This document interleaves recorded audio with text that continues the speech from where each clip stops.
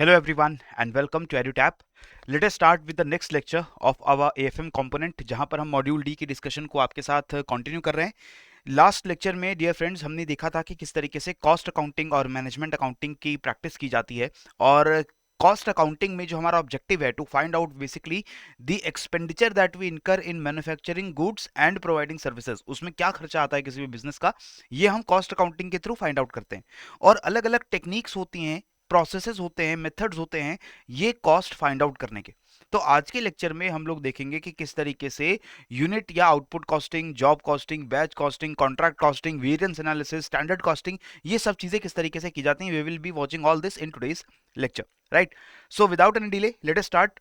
सबसे पहले मैं आपको दोबारा से रिमाइंड करा दूं about this brilliant crash course that we have come up with for the FM component. सिर्फ 5 डेज के अंदर starting from 9th of October till 14th of October हम आपको एएफएम के वो सभी टॉपिक्स जो 50 प्लस मार्क्स लाने के लिए जरूरी हैं आपको कवर करवाने जा रहे हैं। And this course comes with live lectures जिनकी रिकॉर्डिंग भी अवेलेबल होती है। So live and recorded both lectures are available. You also get 5 full length mock test. तो 5 फुल लेंथ मॉक टेस्ट यानी कि 500 क्वेश्चंस प्रैक्टिस करने के लिए आपको मिलता है मॉक टेस्ट के फॉर्म में। इसके साथ साथ हर चैप्टर के साथ आपको क्विज मिलते हैं। सो 35 चैप्टर्स है हमारे एफएम कंपोनेंट में and all these chapters they come up with a quiz. और इस पूरे क्विज में जितने टोटल क्वेश्चंस है वो आपके 800 के अराउंड आपको क्वेश्चंस क्विजेस के अंदर मिल जाते हैं। 500 क्वेश्चंस आपको मॉक टेस्ट के अंदर मिल जाते हैं। So all in all you get around 1300 MCQs that you can solve for the FM component. If you solve these 1300 MCQs, guaranteed you will be able to score 50 plus marks. You will be able to correctly answer 40, 45, 50 questions in the exam as well, right? So do not worry or do not wait, do not procrastinate कि नहीं हम बाद में पढ़ाई शुरू करेंगे। जब भी होगा एएफएम अगर आपको क्लियर करना है इस बार में तो ये एक बहुत अच्छा कोर्स हमने आपके लिए डिजाइन किया है। Is only available in 700 rupees, around 700 rupees. अगर आप कोड यूज करते हो JAIIB 70, आपको ये कोड यूज करने के बाद आपको डिस्काउंट मिलता है 70% का। And you can use this course only for ₹700, right. Now let us move ahead. सबसे पहले हम लोग बात करते हैं पहला मेथड जो कॉस्टिंग का हम लोग डिस्कस करने जाएंगे, that is unit and single output costing. Unit and single output costing is basically a method which is used to find out the cost of products which are basically single type of products. एक company या एक business जो एक ही तरीके का एक ही product जो है वो ही बना रहा है और कॉन्टिन्यूअस मैन्युफैक्चरिंग में that product is being made. तो इसमें हम सिंगल आउटपुट कॉस्टिंग मेथड को यूज करते हैं। जैसे for example firms which produce a single article on a large scale, जैसे कि कोका कोला की बॉटल्स बन रही हैं। अब कोका कोला की 1 लीटर की, हाफ लीटर की या 60 ml की जितने की भी जो बॉटल्स बन रही हैं, ये सारी bottles they are being made continuously in a factory, right. So a single identical product is being made और उसकी बहुत सारी जो है नंबर्स, उसकी बहुत सारे जो यूनिट्स हैं वो आप अगर बनाते हो तो हम इसे बोलते हैं सिंगल आउटपुट। सिंगल आउटपुट हो रहा है यहाँ पे। इसी तरीके से अगर प्रोडक्ट्स बिल्कुल आइडेंटिकल नहीं है, बिल्कुल सेम नहीं है, लेकिन होमोजेनस हैं, सिमिलर टाइप के प्रोडक्ट्स हैं, जैसे कि चॉकलेट फैक्ट्री है, उसके अंदर किटकैट भी बन रही है, उसके अंदर आपका डेयरी मिल्क भी बन रहा है, उसके अंदर आपकी दूसरी जो चॉकलेट्स की टाइप्स हैं दे आर बीइंग मेड। सो थोड़ा सा बस प्रोडक्ट्स के अंदर क्वालिटी में या ग्रेड में डिफरेंस है तो उसके अंदर भी हम सिंगल आउटपुट यूज कर सकते हैं। We can also use this method where production of 2 or more grades of one product are being made। कि एक आईफोन 14 है, एक आईफोन 14 प्रो बन रहा है, तो थोड़ी सी कुछ मॉडिफिकेशंस कर दी प्रोडक्ट के अंदर तो प्रोडक्ट आपका चेंज हो गया। सो लगभग सिमिलर प्रोडक्ट्स अगर कोई भी कंपनी बनाती है तो उसमें हम सिंगल आउटपुट कॉस्टिंग को यूज कर सकते हैं। इसमें हम क्या करते हैं, हम टोटल आउटपुट में कितना खर्चा लगा हमारा वो खर्चा फाइंड आउट करेंगे and then we divide the total cost by the number of units being produced. तो जितना टोटल खर्चा लगा और जितने आपने यूनिट्स प्रोड्यूस किए, आपने 10,000 बॉटल्स बनाई हैं, तो जितना कॉस्ट था उसको 10,000 से डिवाइड कर दो, आपको एक बॉटल पे कितना कॉस्ट लगा वो आपको मिल जाएगा। क्लियर। इसमें एक कॉस्ट शीट हम लोग मेंटेन करते हैं क्योंकि यहां पर एक single product is being made, so cost sheet can be maintained under single output costing. इस कॉस्ट शीट ये क्या है, ये स्टेटमेंट है, एक रिकॉर्ड है, पीरियोडिकली इसको प्रिपेयर करते हैं जहां पर डिटेल्ड कॉस्ट को रिकॉर्ड किया जाएगा कि एक कॉस्ट यूनिट में कितना खर्चा हमारा लग रहा है, राइट। इसके अंदर आपका डायरेक्ट एक्सपेंडिचर भी रिकॉर्ड होता है कि कितना मटेरियल यूज हुआ, लेबर ने कितने घंटे काम किया, उस घंटे के हिसाब से उसका कितना पैसा बनता है, और एडमिनिस्ट्रेशन के क्या खर्चे हो रहे हैं, सारे खर्चे उस कॉस्ट शीट के अंदर रिकॉर्ड किए जाते हैं। ये इनडायरेक्ट खर्चे जो डायरेक्टली प्रोडक्ट बनाने में काम नहीं आते लेकिन ऑपरेशंस को रन करने में जो कुछ खर्चे जो हमारी मदद करते हैं उसको भी हम कॉस्ट शीट में इंक्लूड कर सकते हैं on the basis of estimation. कौन से खर्चे यहाँ पर रिकॉर्ड नहीं होंगे, जैसे टैक्सेस, इंटरेस्ट पे करना, डिविडेंड पे करना, जिसका प्रोडक्शन से कोई लेना देना नहीं है। आपकी प्रोडक्शन ऑपरेटिंग एक्टिविटी से कोई लेना देना नहीं है, it is nothing to do with that, then those costs will not be recorded on the cost sheet, right?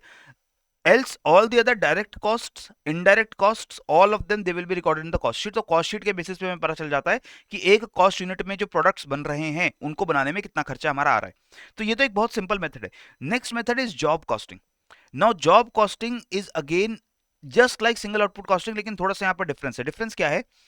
Each unit or batch of output of a product is different from other units or batches, and this job may involve a product or a project or a contract or a service or a specific program or any other cost project. यहाँ पर job costing में क्या होता है, आपको एक single product बनाने का जॉब दिया गया है, काम दिया गया है। जैसे फॉर एग्जांपल इंजीनियरिंग या कंस्ट्रक्शन कंपनीज होती हैं, तो उनको हम जैसे एक जॉब देते हैं कि आपने ये कॉन्ट्रैक्ट लेना है। कॉन्ट्रैक्ट कॉस्टिंग भी हम आगे पढ़ेंगे, contract costing is a type of job costing. तो हमने कॉन्ट्रैक्ट दिया कि आपको ये एक ब्रिज बनाना है। अब ब्रिज बनाने में कितना खर्चा आएगा ये आपको फाइंड आउट करना है। अब यहाँ आप समझ रहे हैं, आपको बहुत सारे ब्रिज नहीं बनाने हैं, आपको बस एक ब्रिज बनाना है, और उस ब्रिज बनाने में बहुत सारा मटेरियल लगेगा, बहुत सारा लेबर लगेगा, बहुत सारी दूसरी कॉस्ट आएंगी, but you have only a single job to find out the cost which are incurred on making that particular bridge. तो इसको हम जॉब कॉस्टिंग कहते हैं। इसी तरीके से शिप बिल्डिंग, शिप बिल्डिंग में कॉन्ट्रैक्ट दिए जाते हैं कि आप एक शिप बना दीजिए, and the customer will give you the requirements that I want ship which is this much long और which can carry this much passengers और which can carry this much goods और which can travel this much distance. हम ये सारी चीजें उसको बताएंगे, और उसके हिसाब से ship builder will make a ship, and this is the long process, right? Ship will not be made in a month और in a week, it will take around several months, it may also take even a year to make a very good ship. तो ये ship building हो गई, furniture making हो गई, automobile या repair, automobile repair होता है या कार मेकिंग हो, जहां पर आपको एक सिंगल प्रोडक्ट, एक सिंगल काम करने का जो है जॉब दिया गया है, वहां पर हम जॉब कॉस्टिंग यूज करते हैं, राइट? तो इसमें क्या होगा, it is a costing of a specific order for production और rendering of a specific services as per the requirements of the customer. तो यहां पर कोई मास प्रोडक्शन नहीं हो रही है, यहां पर एक सिंगल चीज को हम प्रोड्यूस कर रहे हैं या एक सिंगल सर्विस को हम प्रोवाइड कर रहे हैं। It involves recording all the costs incurred for completing a particular job, and it is then appropriately priced. Estimation of cost is difficult as very little data may be available due to uniqueness of the job। क्योंकि आप ये समझ सकते हैं, जब आप mass production कर रहे हो, आपने लेटेस्ट से प्लास्टिक बॉटल्स बनानी है और उन प्लास्टिक बॉटल्स को मास स्केल पर प्रोड्यूस करना है, तो आपके पास एस्टिमेशंस होते हैं, क्योंकि बहुत सारी दूसरी कंपनीज भी प्लास्टिक बॉटल्स को बना रही है। तो आपको एक आइडिया होता है कि प्लास्टिक बॉटल बनाने में कितना प्लास्टिक लगता है, उसकी क्या कॉस्ट होती है, कितनी हमारी एनर्जी लगती है, इलेक्ट्रिसिटी लगती है, उसकी क्या कॉस्ट आती है। So you have a general idea, so you can also estimate the cost. But in the job costing it is very difficult to estimate the cost, because usually the jobs they are of a unique nature. आपको एक bridge बनाने को दिया गया है, और वो bridge बाकी ब्रिजेस से अलग होगा, उसकी लेंथ अलग होगी, उसकी हाइट अलग होगी, उसकी रिक्वायरमेंट्स अलग होंगी। आपको शिप बोला तो शिप की भी रिक्वायरमेंट्स अलग होंगी। So therefore every job is unique, and you cannot, or you will find it very difficult to estimate the cost जो वहां लगने वाली है। So usually after the job is complete, after the job is complete you get a very accurate idea कि आपका कितना खर्चा जो है उस जॉब के अंदर लगा है, right? So at the end of the job, the materials they which are left, they may be difficult to value also due to uncertainties about their use in other jobs। क्योंकि बाकी jobs में जो आपका raw material बच जाता है उसको आप कहीं और यूज कर लोगे, लेकिन इन जॉब्स के अंदर आप देखेंगे जो जॉब कॉस्टिंग हो रही है, यहाँ पर जो आपका रॉ मटेरियल बचेगा उसका कोई गारंटीड यूज नहीं है फ्यूचर में। कि हमने एक फर्नीचर मेकिंग के लिए ऑर्डर लिया और उसमें एक स्पेसिफिक काइंड ऑफ वुड को हमने यूज किया उस फर्नीचर को बनाने के लिए, फर्नीचर कंप्लीट होने के बाद there is some wood left over, now we do not know whether that wood will be use in some other job और नॉट। उसकी कोई गारंटी नहीं है। अगर हमारे पास उस वुड पे ही फर्नीचर बनाने का कोई दूसरा ऑर्डर आता है then we can do it, otherwise we won't be able to use that again, right?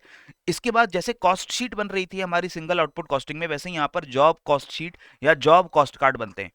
यहाँ पर हम क्या करते हैं, एक फॉर्मेट आप देख सकते हो, this format is not a standardize format. मैंने आपको पहले भी बोला है, कॉस्ट अकाउंटिंग के अंदर यूजुअली स्टैंडर्ड्स ऐसे नहीं बनाए जाते जो मतलब हर जगह सेम फॉर्मेट को फॉलो करें, हर कंपनी हर देश में सेम फॉर्मेट फॉलो करे। This is not done in costing.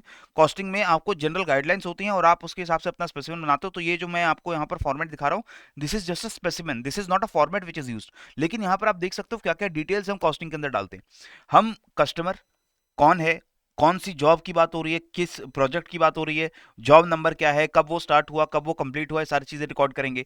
Material का कितना कॉस्ट आया, लेबर का कितना कॉस्ट आया, और बाकी ओवरहेड कितनी कॉस्ट थी। ओवरहेड मतलब क्या हुआ कि बाकी जो खर्चे मटेरियल और लेबर के अलावा डायरेक्टली प्रोडक्शन करने में यूज होते हैं, प्रोडक्शन करने में आपको जो मशीन्स लग रही हैं उसका डेप्रिसिएशन हो गया, प्रोडक्शन करने में जो मशीन्स को इलेक्ट्रिसिटी या देना पड़ रहा है, उसको ऑयल देना पड़ रहा है, उसका खर्चा आ गया, आपकी जो पूरी रेंट है जहाँ पर ये प्रोडक्शन चल रही है, उस पूरे ऑफिस का, उस पूरी फैक्ट्री का जो रेंट आप दे रहे हो वो भी आपके खर्चे में आ गया। तो ये सारे ओवरहेड्स होते हैं, राइट। तो ये डेट के साथ, अमाउंट के साथ और requisition number in the material, कि मटेरियल मंगवाने में आपका वो जो बिल है कि मटेरियल हमने परचेज किया उसका रिक्विजिशन नंबर क्या है, लेबर ने किस दिन काम किया, कितने घंटे काम किया, पर आवर क्या रेट से उसको वेजेस पे करनी है, वो भी इसके अंदर रिकॉर्ड होगा।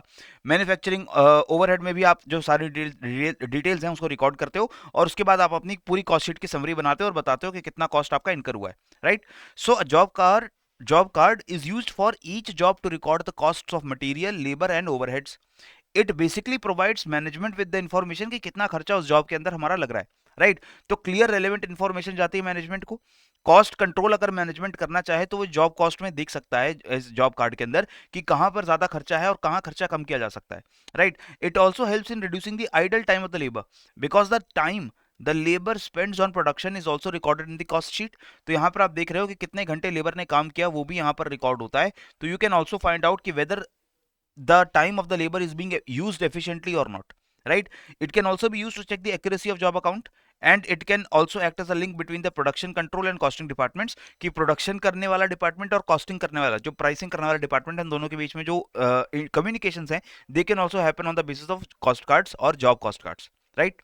नाउ अब अगर हम जॉब कॉस्टिंग की बात करें, तो जॉब कॉस्टिंग में दोस्तों आप समझ सकते हो कि ज्यादातर जो हमारी कॉस्ट्स होती हैं, जो इनकर की जाती है, वो डायरेक्ट नेचर की होंगी। क्योंकि जब आप एक पर्टिकुलर जॉब का कॉन्ट्रैक्ट आपने लिया है, तो आपको जितने खर्चे आने वाले हैं वो उस जॉब के ऊपर डायरेक्टली लगने वाले खर्चे होंगे। तो इसमें आपकी डायरेक्ट कॉस्ट कौन कौन सी होंगी, जैसे एक होती है डायरेक्ट मटेरियल कॉस्ट, यानी कि वो मटेरियल जो आपको सामान बनाने में, एक गुड्स बनाने में डायरेक्टली यूज हो रहा है, राइट। इसकी कॉस्ट अलग होगी, इसको परचेज करने में खर्चा आया होगा। नाउ अगर कुछ मटेरियल सरप्लस आपने खरीद लिया है, एक्सेस आपके पास बचा हुआ है, या गलत मटेरियल आपने खरीद लिया है, तो उसको आप रिटर्न कर देते हो और उसके लिए एक रिटर्न नोट भी बन जाता है। तो ये सारी जो चीजें हैं वो आपके कॉस्ट कार्ड के अंदर ही रिकॉर्ड हो जाती हैं, राइट। नेक्स्ट लेबर कॉस्ट होती है डायरेक्ट, लेबर ने कितने घंटे काम किया, उसको घंटे के हिसाब से क्या रेट हमको देना है, और इस वजह से उसका कितनी टोटल पेमेंट बनती है, वो वीकली बेसिस के ऊपर आप बता सकते हो यूजिंग योर कॉस्ट कार्ड। फिर आती है ओवरहेड कॉस्ट, जैसे कि प्रोडक्शन ओवरहेड भी बोलते हैं, production overheads. These are recorded for all the cost centres through which the job passes, and सभी कॉस्ट सेंटर में जितना जितना ओवरहेड आपका लग रहा है उसको आप कलेक्ट करके जॉब को एलोकेट कर देते हो कि मेरे इस जॉब को कंप्लीट करने में इतना ओवरहेड खर्चा आया है, राइट। इसके अलावा कुछ ऐसे खर्चे होते हैं जो नॉन मैन्युफैक्चरिंग ओवरहेड्स हैं, जो फिक्स्ड खर्चे हैं। फिक्स्ड खर्चे या non manufacturing are those overheads और दोज इनडायरेक्ट कॉस्ट्स जो डायरेक्टली मैन्युफैक्चरिंग में इन्वॉल्व नहीं है, ठीक है। जैसे मैंने आपको एग्जांपल दिया था कि आप टैक्स देते हो या फिर आप डिविडेंड देते हो, ये आपका डायरेक्टली प्रोडक्शन में कोई मदद नहीं करता है। आपका मैनेजमेंट है, आपका क्वालिटी कंट्रोल डिपार्टमेंट है, ये सारी चीजें हैं, राइट। बहुत सारे खर्चे फैक्ट्री में और भी होते हैं। Now this is the allocation of the non manufacturing cost. ये कैसे एलोकेट करेंगे, क्योंकि जितने डायरेक्ट कॉस्ट है वो तो हमें पता है कि डायरेक्टली हमारे जॉब के साथ एसोसिएटेड है, उसमें वो खर्चा आ रहा है। लेकिन कुछ खर्चे ऐसे हो सकते हैं जो डायरेक्टली जॉब से एसोसिएट नहीं है।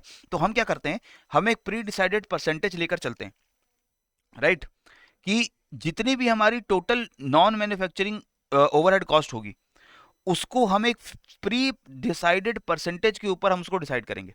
हमने पहले ही मान लिया कि जो डायरेक्ट ओवरहेड कॉस्ट है इसका या टोटल जो हमारी डायरेक्ट कॉस्ट आ रही है, इसका 20% हम मानकर चलेंगे कि वो हमारी नॉन मैन्युफैक्चरिंग कॉस्ट है, राइट। या इसका 30% या इसका 10%, whatever according to the business, वो उसको जो भी लगता है कि अगर मेरी सारी डायरेक्ट कॉस्ट एक पर्टिकुलर प्रोजेक्ट में 50 लाख का मेरा खर्चा आ रहा है, तो मैं इसका 10% मान लेता हूं कि 5 लाख रुपए जो है वो मेरा नॉन मैन्युफैक्चरिंग ओवरहेड या नॉन मैन्युफैक्चरिंग कॉस्ट होगा। तो मेरे प्रोजेक्ट की टोटल कॉस्ट कितनी हो गई, 50 lakh plus 5 lakh, that is 55 lakh. Clear. So that is how we allocate the non manufacturing overheads और फिक्स्ड कॉस्ट्स। जॉब कॉस्टिंग का ही एक सब टाइप होता है कॉन्ट्रैक्ट कॉस्टिंग। कॉन्ट्रैक्ट कॉस्टिंग में आप समझ रहे होंगे कि कस्टमर एक कॉन्ट्रैक्ट देगा टू प्रोड्यूस और to manufacture a particular kind of a product और to provide a particular kind of a service, right. और उसके लिए वो कॉन्ट्रैक्ट एक पूरा जो साइन होगा, उस कॉन्ट्रैक्ट के अंदर भी सारी डिटेल साइन होंगी कि प्रोजेक्ट कब बनना है, क्या बनना है, कितना खर्चा उस प्रोजेक्ट के अंदर लगना है, right. So this is a form of job costing applied to relatively larger jobs, जो बड़ी जॉब्स होते हैं जिनको कंप्लीट करने में भी काफी समय हमको लगता है। जैसे इंफ्रास्ट्रक्चर के प्रोजेक्ट्स हैं, राइट। आपको ब्रिज बनाना है, मेट्रो रेल बनानी है, या फिर आपको शिप बनानी है, ऐसे जो कुछ प्रोजेक्ट्स होते हैं उनके ऊपर आता है, right. Each contract is treated as a cost unit and its cost are directly ascertained. हर कॉन्ट्रैक्ट जो आ रहा है उसके खर्चे को आप अलग से आइडेंटिफाई करते हो। Again engineering companies, construction companies, ship building, infra projects, ये सारे आपके कॉन्ट्रैक्ट बेसिस के ऊपर बनाए जाते हैं, राइट। तो every separate contract account is maintained for each contract. Her contract जो भी आपके पास ब्रिज का आया, शिप का आया, जो भी कॉन्ट्रैक्ट आया, उसका एक अलग अकाउंट ओपन करते हैं और उसमें होने वाले खर्चे अलग से रिकॉर्ड करते हैं, right. All the direct costs related to the contract are allocated to the contract. जितनी डायरेक्ट खर्चा आएगा तो उसमें हम डाल देंगे। Overheads are allocated in the same way as under the job costing.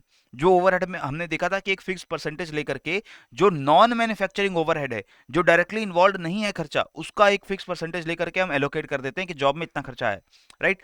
Work in progress is also an important aspect in contract costing. क्योंकि आप समझिए, जो कॉन्ट्रैक्ट मिलेगा आपको वो एक साल के अंदर तो कंप्लीट होगा नहीं, it will be spanning over multiple years, and therefore एक अकाउंटिंग पीरियड के अंदर आपका पूरा कॉन्ट्रैक्ट शायद ओवर ना हो, राइट। तो यहां पर अगर दोनों के पर्सपेक्टिव से देखें, एक कस्टमर है, कस्टमर ने तो कॉन्ट्रैक्ट दिया है कि मुझे एक ब्रिज बना के दे दो, और दूसरा क्या है, दूसरा कॉन्ट्रैक्टर है या फिर जिसने कंस्ट्रक्शन करनी है वो हमारा एक कंपनी है, राइट। अब प्रोजेक्ट जो है वो साइन हुआ बीच में 5 साल के लिए, कि 5 साल के अंदर आप हमें एक लेटेस्ट से एक मेट्रो रेल बना करके दे दो, right. Now for every accounting period we have to identify इस पूरे कॉन्ट्रैक्ट का जो भी खर्चा होगा, पूरे 5 साल में मेट्रो बनने का लेटेस्ट से जो खर्चा आ रहा है वो आ रहा है 10 करोड़ रुपए। Now this is a huge amount obviously, and we can also say ऐसा नहीं होता है कॉन्ट्रैक्ट के अंदर कि मैंने आज 2023 में I gave the contract and in 2028 after 5 years जब मेट्रो बन जाएगी अगर 5 साल में, तो मैं इकट्ठे 10 करोड़ की पेमेंट जो है वो कंस्ट्रक्शन कंपनी को कर दूंगा। इसमें कंस्ट्रक्शन कंपनी को नुकसान होगा ना, आप समझिए, क्योंकि construction company will start making it today, and for the next 5 years अगर उनको हमने कोई पेमेंट नहीं दी तो उनको पूरा कॉस्ट खुद फाइनेंस करना पड़ेगा। उन्हें खुद रॉ मटेरियल खरीदना पड़ेगा, खुद जो उन्होंने लेबर लगाया है, खुद जो इंजीनियर्स लगाए हैं वहां पर, उसको सैलरी देनी पड़ेगी, जो मशीन्स वो यूज कर रहे हैं वो मशीन्स परचेज करनी पड़ेगी। तो ये जो 10 करोड़ के लायक का जो काम हो रहा है, मेट्रो बन रही है, इसका सारा खर्चा कंस्ट्रक्शन कैसे उठा सकता है? वो कस्टमर से बोलेगा ना कि आप मुझे टाइमली पेमेंट करो, मैंने हर साल जितना काम किया है उतने साल की पेमेंट तो मुझे कर दो, ताकि मैं कंस्ट्रक्शन वाली कंपनी में दिखा सकूं कि every year I am generating some profit. वरना मैं 4 सालों में 5 सालों में दिखाऊंगा कि मेरा कोई प्रॉफिट नहीं हुआ, and after the 5 years I will show that I have a profit of late us से 5 करोड़ आउट ऑफ 10 करोड़। तो ये तो एक अनबैलेंस्ड सा बैलेंस शीट बनेगी, इनकी इनकम स्टेटमेंट पे अच्छा रिफ्लेक्ट नहीं होगा। तो कंस्ट्रक्शन कंपनी कहती है कि कस्टमर जी, आप मुझे पीरियोडिकली पेमेंट कर दो, हर साल पेमेंट करो, और जितना काम कंप्लीट होता जा रहा है उसके हिसाब से पेमेंट कर दो। अगर मैंने पहले हर साल, अगर 5 साल में कंप्लीट होना है, तो ऐसा हो सकता है कि पहले साल में 10% काम हो रहा है, दूसरे साल में 20% काम हो रहा है, तीसरे साल में 30% काम हो रहा है, तो ऐसे करके कुछ काम कंप्लीट होता जाता है आपका। तो जितना मेरा काम कंप्लीट होता जा रहा है उसके हिसाब से आप मुझे पेमेंट करते जाइए। So there is also a thing known as work in progress, because during accounting period में भी कुछ यूनिट्स या कुछ पार्ट ऑफ मेट्रो रेल वो अभी बन रही है, वो ना पूरी बन चुकी, ना वो बिल्कुल नॉन एग्जिस्टेंट है, वो वर्क इन प्रोग्रेस है। So this is also something that we see in the contract costing. So there are certain small differences between job and contract costing. Contract costing is a type of job costing, लेकिन कुछ छोटे difference हैं जो contract costing को special बनाते हैं। वो क्या है कि job costing is usually carried out at the contractors work place, कि ज्यादातर जो जॉब कॉस्टिंग होती है वो कॉन्ट्रैक्टर के फैक्ट्री में बनाया जाता है, लेकिन कॉन्ट्रैक्ट कॉस्टिंग में जो वर्क है वो यूजुअली कॉन्ट्रैक्टर के फैक्ट्री में नहीं बनता। जैसे मेट्रो या आपका जो है रोड बनानी है, आपका इंफ्रा बनाना है, तो वो कॉन्ट्रैक्टर की फैक्ट्री में नहीं बनेगा, वो कस्टमर की चूज की हुई लोकेशन पे बनेगा, ठीक है। वहीं अगर शिप बनानी है, आपको कोई फर्नीचर बनवाना है, तो वो फर्नीचर या शिप जो है वो कॉन्ट्रैक्टर की फैक्ट्री में बनेगा, वो आपके कस्टमर की चॉइस की गई लोकेशन पे नहीं बनेगा। एक यूजुअली एक डिफरेंस होता है। दूसरा, जॉब कॉस्टिंग्स में यूजुअली हम स्मॉलर प्रोजेक्ट्स की बात करते हैं जो कम समय में कंप्लीट हो जाएं, लेकिन कॉन्ट्रैक्ट कॉस्टिंग में we talk about larger projects, larger contracts which take a longer time to execute, right. Direct and indirect costs are occurred in job costing. We see direct cost ज्यादा होती हैं, लेकिन indirect costs are also there. लेकिन in contract costing almost all of the costs are of direct nature. Contract costing के अंदर बहुत कम खर्चे ऐसे होते हैं जो आपके नॉन मैन्युफैक्चरिंग ओवरहेड है, बिकॉज समझिए, non manufacturing overheads are usually incurred when the construction or production is done at the contractor's workplace. But if the construction or production is being done at somewhere else, तो आप समझिए शायद वो indirect nature के जो खर्चे हैं वो कम हो जाएंगे, right. There can be more than one cost unit in job costing, लेकिन कॉन्ट्रैक्ट कॉस्टिंग में there is only single cost unit. जो आपका कॉन्ट्रैक्ट है वही आपका कॉस्ट यूनिट है, उसी को सारी कॉस्ट आप एलोकेट करेंगे, ठीक है। इसके बाद types of contracts, there can be different types of contracts. Usually 3 types की जो हम बात करते हैं, जैसे पहला है फिक्स्ड प्राइस कॉन्ट्रैक्ट। इस कॉन्ट्रैक्ट के अंदर आपका जो प्राइस है वो मटेरियल्स या लेबर या टाइम की कॉस्ट पे डिपेंडेंट नहीं होता। एक फिक्स्ड टोटल अमाउंट डिसाइड किया जाता है कि once the contract is complete a fixed amount will be paid to the contractor, right. So अगर कॉन्ट्रैक्ट एक्सिक्यूट हुआ तो ये पैसा हम कॉन्ट्रैक्टर को दे देंगे। क्लियर। इसके बाद आता है cost plus contract. These are most popular types of contracts. Fix price contracts आजकल के टाइम पे इतना पॉपुलर नहीं है, क्योंकि आप समझिए यहाँ पर हमने कोई ये ध्यान नहीं रखा कि आपको कॉस्टिंग, जो आपका प्रोडक्ट बनना है, जो आपके कॉन्ट्रैक्ट पूरा करना है, उसमें कितना मटेरियल लगेगा, कितना लेबर लगेगा, कितना टाइम लगेगा। एंड अगर ये पहले से थोड़ा सा एस्टिमेट करके आपने कॉस्ट फिक्स कर दी और कॉन्ट्रैक्ट साइन कर दिया, in the future it might happen that the due to some any reason आपका प्रोजेक्ट डिले हो रहा है, ज्यादा समय लग रहा है तो ज्यादा खर्चा आ सकता है इसमें। मटेरियल ज्यादा लग रहे हैं, जितने आपने सोचे थे उससे ज्यादा लग रहे हैं तो ज्यादा खर्चा आ सकता है। लेबर आपने जितना सोचा था उससे कम या ज्यादा लग रहा है तो द खर्चा can be different. So that is why this fees which is being given to contractor, ये हो सकता है कॉन्ट्रैक्टर को रिस्की साइड पे डाले, कि कॉन्ट्रैक्टर जो है वो अपना पूरा जो एक्सपेंडिचर उसको रिकवर ना कर पाए, उसका ज्यादा एक्सपेंडिचर हो जाए, तो उसने जितना प्रॉफिट सोचा था उतना प्रॉफिट उसको ना मिले, राइट। कस्टमर को क्या रिस्क है? कस्टमर को भी रिस्क होता है कि अगर कस्टमर ने एक फिक्स्ड अमाउंट पहले ही सेट कर दिया है, so now the contractor might want to minimize its expenditure. Contractor को पता है कि मुझे फिक्स प्राइस मिल रहा है, मुझे 1 करोड़ रुपए मिल रहे हैं, चाहे मैं प्रोजेक्ट बहुत अच्छा बनाऊं, चाहे मैं प्रोजेक्ट जो है उसको उतनी अच्छी क्वालिटी का ना बनाऊं। तो हो सकता है कॉन्ट्रैक्टर कोशिश करेगा कि मैं सब स्टैंडर्ड मटेरियल परचेज कर लूं, कम टाइम में इसको बना दूं, जल्दी बना दूं, तो मेरा खर्चा कम आएगा, मुझे ज्यादा प्रॉफिट मिलेगा। लेकिन इस केस में the quality of the job, quality of the contract, quality of the product, it might suffer. तो ये कस्टमर को नुकसान देगा, राइट। तो इसलिए ज्यादातर फिक्स प्राइस कॉन्ट्रैक्ट उतना पॉपुलर नहीं होता है। हम कॉस्ट प्लस कॉन्ट्रैक्ट्स को यूजुअली साइन करते हैं। कॉस्ट प्लस कॉन्ट्रैक्ट में क्या होगा? The pricing is based on the costs actually incurred plus a percentage of fixed profit, कि एक्चुअल में जो खर्चे हुए प्लस एक परसेंटेज और उसमें जोड़ देते हैं जो एक प्रॉफिट के तौर पे दिया जा रहा है, right. Used in these contracts whose exact cost can not be correctly estimated at the time of starting a work. तो ये उन कॉन्ट्रैक्ट्स के अंदर यूज करते हैं जहां पर हमें वर्क स्टार्ट करते हुए करेक्ट एस्टिमेशंस नहीं होते हैं कि हमारा कितना खर्चा आ सकता है। तो यहां पर कॉन्ट्रैक्ट के अंदर प्रोविजंस इस तरीके की होती हैं कि as the contract progresses the contractor will keep a very detailed record of all the expenditures happening. Contract start हुआ तो कॉन्ट्रैक्टर का काम है कि वो सारे खर्चे को रिकॉर्ड करे, एक्यूरेटली रिकॉर्ड करे कि उसका कितना खर्चा आ रहा है बनने में, और कस्टमर को वो सारा जो खर्चा है वो उसको शो करे, और कस्टमर उसके हिसाब से उसको पेमेंट करे। जितना खर्चा आया वो खर्चे की पेमेंट करे, और एक पहले से ही डिसाइडेड एक फिक्स्ड परसेंटेज है कि जितना खर्चा आएगा वो हम आपको पे करेंगे, और उसका 10% और आपको देंगे एज प्रॉफिट। तो वो उस हिसाब से पेमेंट होती है कॉस्ट प्लस कॉन्ट्रैक्ट में, राइट। इसके बाद आता है हमारा time and material contract. This is similar to the cost plus contract. यहाँ पर क्या होता है कि party it agrees to pay the contractor of for all the cost of the material as well as any kind of cost and a pre determined hourly wage for work, कि हमने पहले ही decide कर दिया है कि जितना material का cost लगेगा वो भी आपको दे देंगे, और जो टाइम आपके लेबरर्स का लगेगा, जो वेजेस का टाइम आपको पे करना पड़ेगा, वो भी हम आपको पे कर देंगे, right. So time and material and cost plus, these are basically the similar kind of methods which are mostly popular nowadays, right. इसके बाद एक कॉन्सेप्ट है प्रोग्रेस पेमेंट्स का, जो मैंने आपको जैसे ऑलरेडी बताया कि प्रोग्रेस पेमेंट्स क्या होती हैं। जैसे these are the invoices which are requesting payment for work which is completed till now, कि मेरा प्रोजेक्ट जो है, मेरा जो पूरा कॉन्ट्रैक्ट है वो 10 साल चलने वाला है, तो मैं 10 साल वेट थोड़ी करूंगा कि 10 साल के बाद आप मुझे पेमेंट करेंगे। How will I run my operations during these 10 years? ये 10 सालों में मैं इतना खर्चा कैसे उठाऊंगा? तो मैं क्या कहता हूं, मैं अपने कस्टमर को बोलता हूं कि देखो, जैसे जैसे मेरा काम कंप्लीट हो जा रहा है उसके हिसाब से मुझे पेमेंट करते जाओ।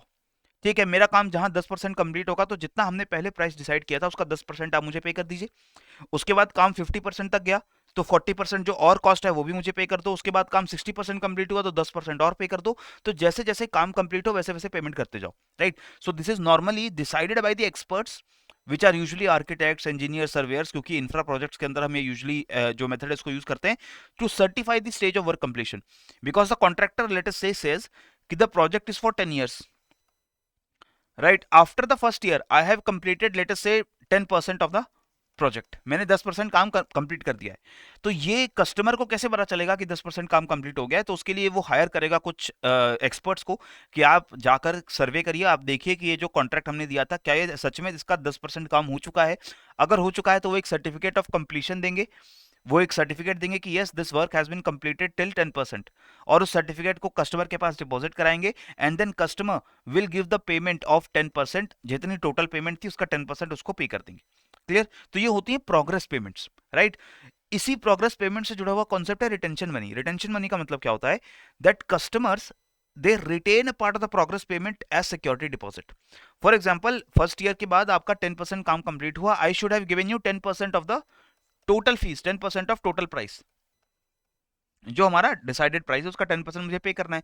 मैंने आपको सिर्फ 9% पे किया, प्लस 1% जो कॉस्ट था वो मैंने अपने पास रख लिया, कस्टमर ने अपने पास रख लिया, वो पे नहीं किया कॉन्ट्रैक्टर को। क्यों पे नहीं किया? ये एक सिक्योरिटी डिपॉजिट है कि कस्टमर अपनी सेफ्टी के लिए ये 1% अपने पास रखेगा।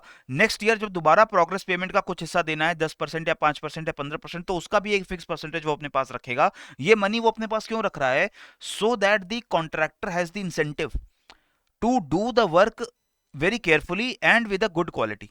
क्योंकि अगर मैं हर कंप्लीटेड वर्क के साथ पेमेंट करता जा रहा हूं तो कॉन्ट्रैक्टर शायद ये कोशिश करेगा कि वो जल्दी से काम कंप्लीट करे ताकि उसको जल्दी से पेमेंट मिल जाए, और वो सब स्टैंडर्ड काम ना करे, लो क्वालिटी का काम ना करे। इसके लिए मैं कुछ सिक्योरिटी डिपॉजिट रखता हूं, and after the contract is complete after 10 years I will go and I will inspect the work done, I will inspect the quality of the work done, और अगर मैं सेटिस्फाइड हूं, if I am satisfied with the condition with the quality of the work, then I will pay the security money back to the contractor.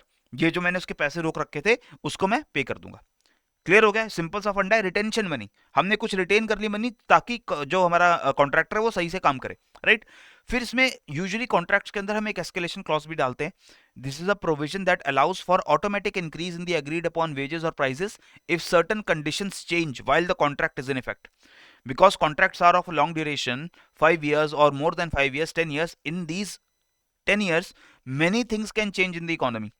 तो हमने जब contract sign किया तब हमने एक प्री डिसाइडेड अगर प्रोविजन रखा था कि हम इस हिसाब से पेमेंट करेंगे, हम लेबर को इतनी पेमेंट करेंगे, हम इतना मटेरियल का कॉस्ट का पेमेंट होगा।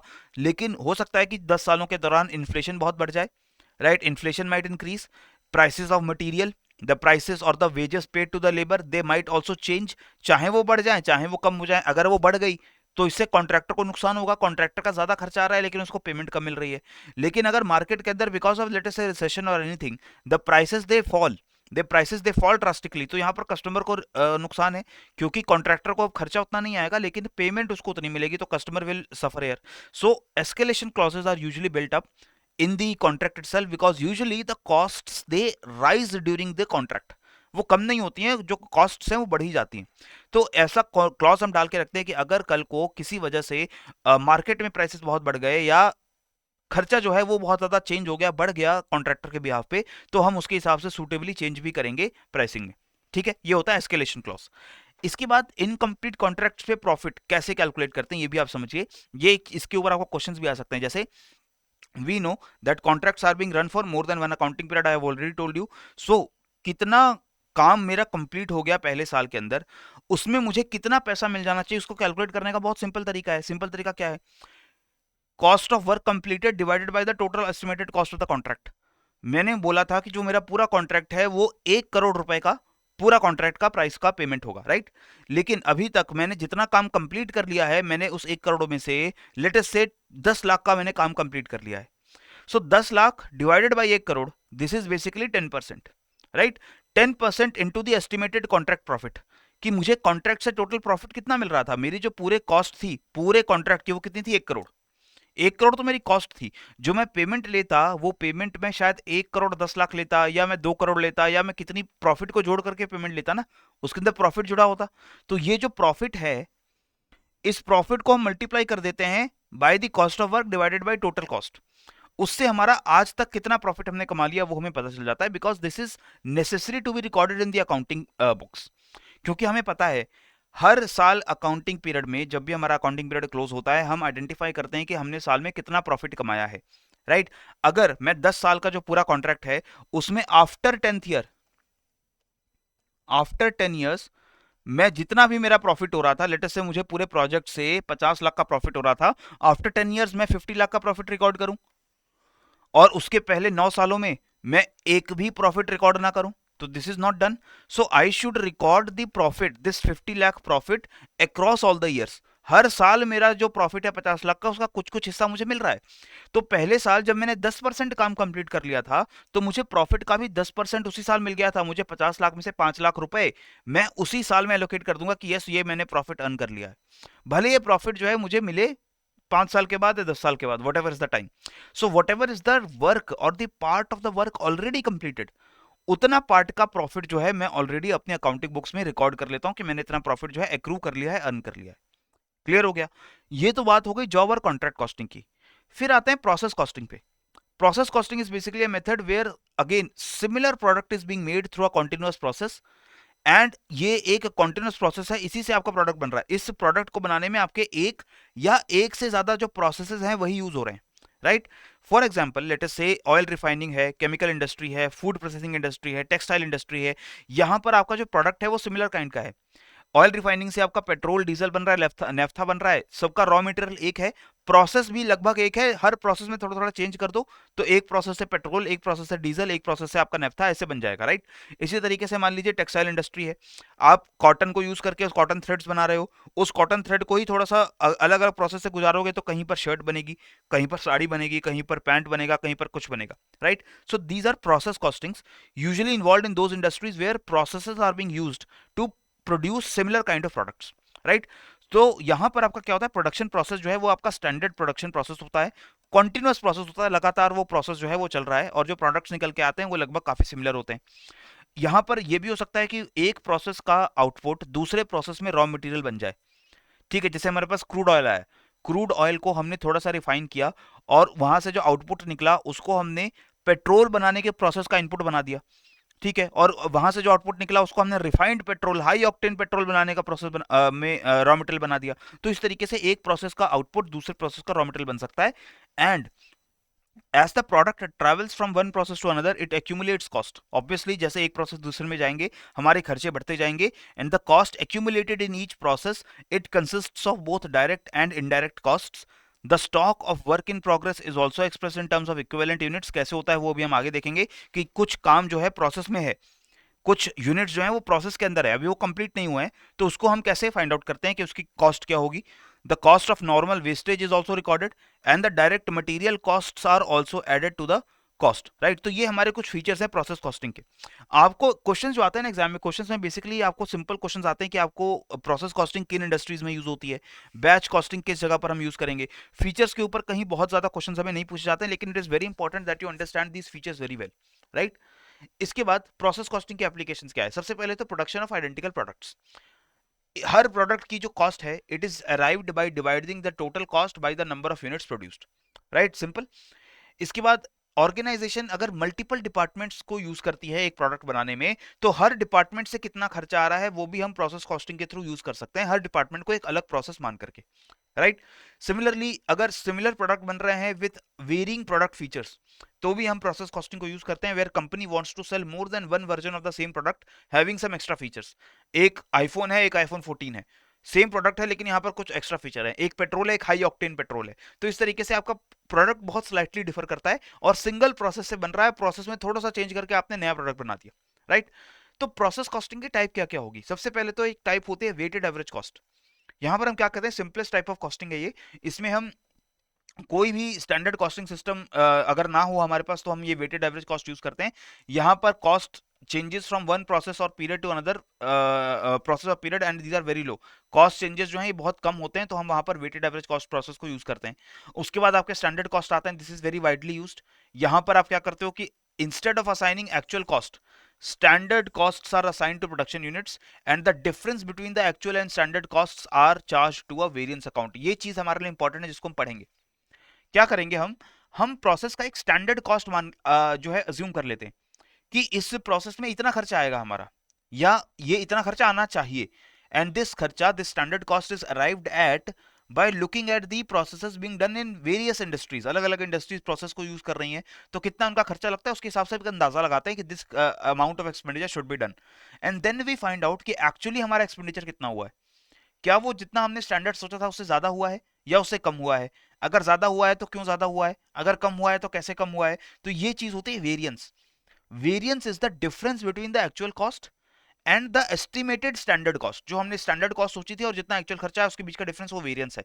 तो वो वेरिएंस हम यहाँ पर कैलकुलेट करके अपना कॉस्टिंग जो है वो करते हैं, राइट? इसके बाद आता है first in first out method. यहाँ पर हम process it differentiates between the cost of output of the previous process and the output of the current process. यहाँ पर हम आज के करंट प्रोसेस से जो आउटपुट निकल रहा है और प्रीवियस प्रोसेस जो आउटपुट निकला था, उन दोनों के कॉस्ट को हम लोग डिफरेंशिएट करते हैं, and it is a more complex method compare to the weighted average cost, right. It is used when there are ongoing and significant changes in product cost from one process or period to another।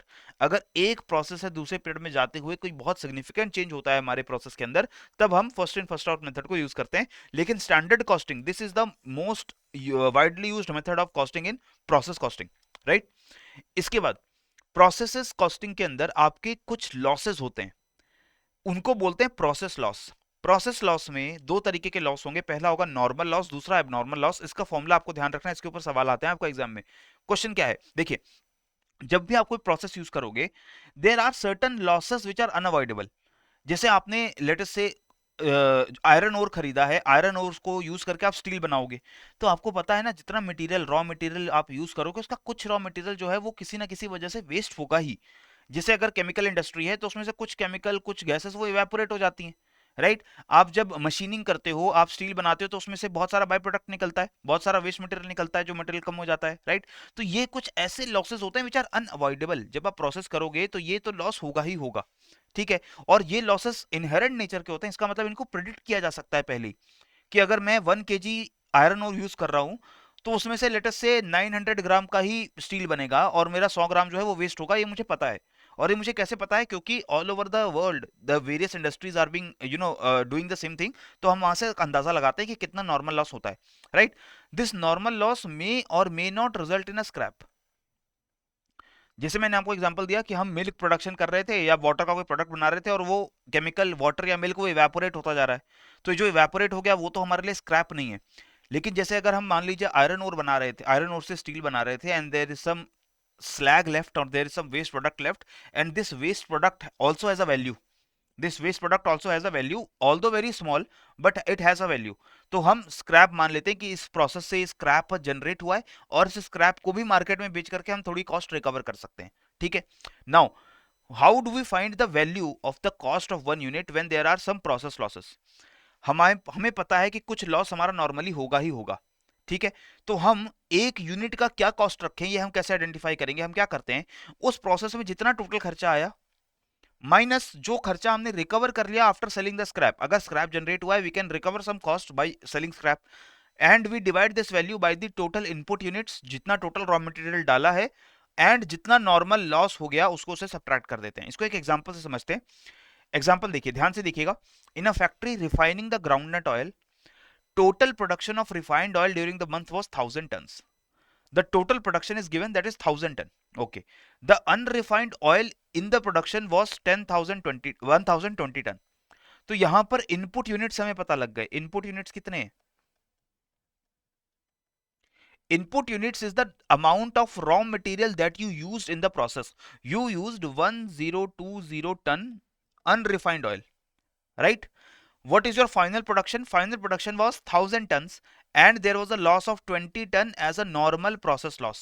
तो मेरा जो normal loss unit है वो कितना हो गया, normal loss कितना हो गया, 20 tons, right। Now if the total cost during the month including the cost of unrefined oil used was 10 crore rupees, what is the cost of 1 ton of refined oil, assuming that no scrap is generated। कोई scrap नहीं है, तो scrap कितना है हमारे पास, scrap is 0, right। So now let us use this formula। We have to find cost of 1 unit, that is cost of 1 ton refined groundnut oil। 1 ton refined groundnut oil कितना आएगा, total cost minus sale value of scrap। What is the total cost incurred? Total cost incurred was 10 crore rupees। उसने बोला ना कि cost जो है unrefined oil की और बाकी जो सारी कॉस्ट है उसको मिला ले महीने की, तो हमारा 10 करोड़ का खर्चा आया है। तो मैं बोलता हूं 10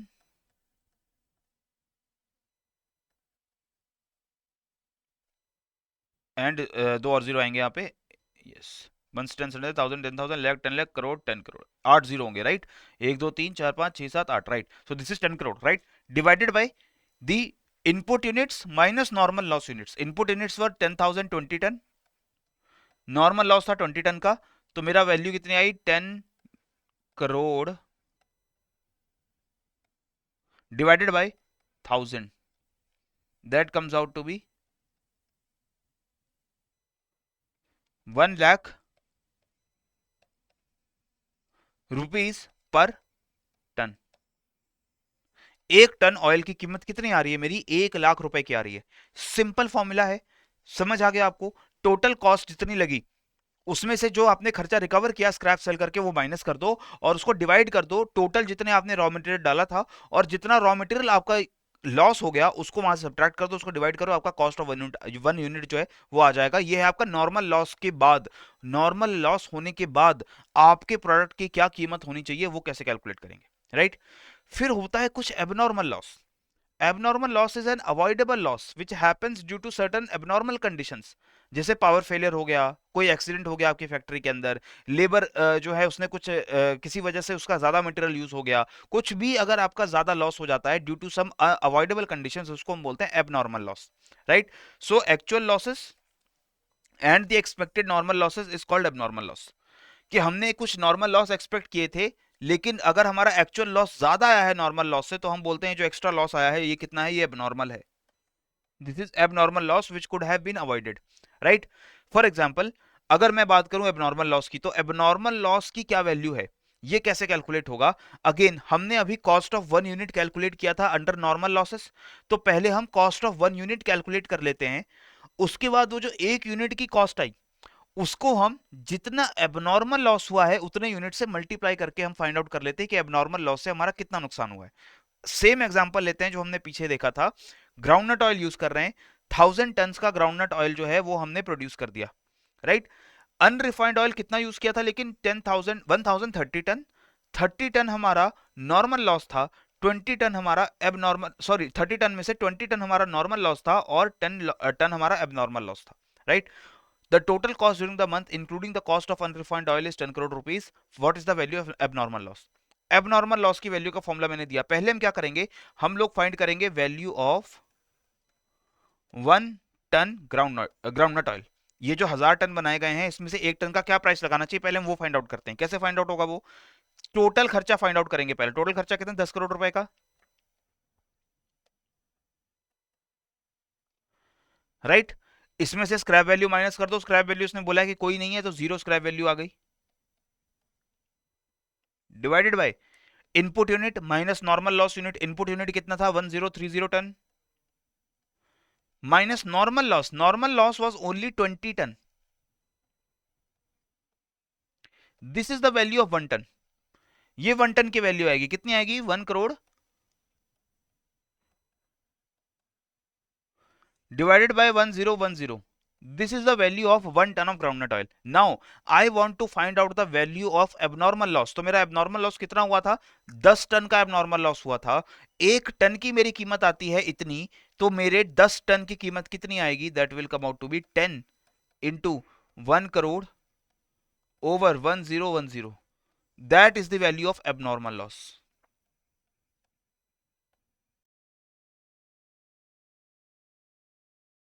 Not at all very difficult, right? The formula is very simple. You can use this formula to find the value of normal and abnormal losses, right? Simple. आपको एक नंबर का क्वेश्चन आएगा अगर आता है कि लॉस कैलकुलेट करिए, आपको सारा डेटा दिया रहेगा, आपको टोटल कितना कॉस्ट लगा, कितना आपने यूनिट्स रॉ मटेरियल यूज किया, कितना यूनिट्स आपका नॉर्मल या एबनॉर्मल वेस्ट हो गया, लॉस हो गया, ये सारी चीजें आपको दी जाएंगी। और अगर स्क्रैप बन रहा है तो स्क्रैप कितना बना, कितनी वैल्यू का बना, वो भी आपको बताया जाएगा। क्लियर? इसके साथ हमें पता है, देखो लॉस की तो हमने बात कर ली, लेकिन कभी कभी गेन भी हो सकता है, एबनॉर्मल गेन।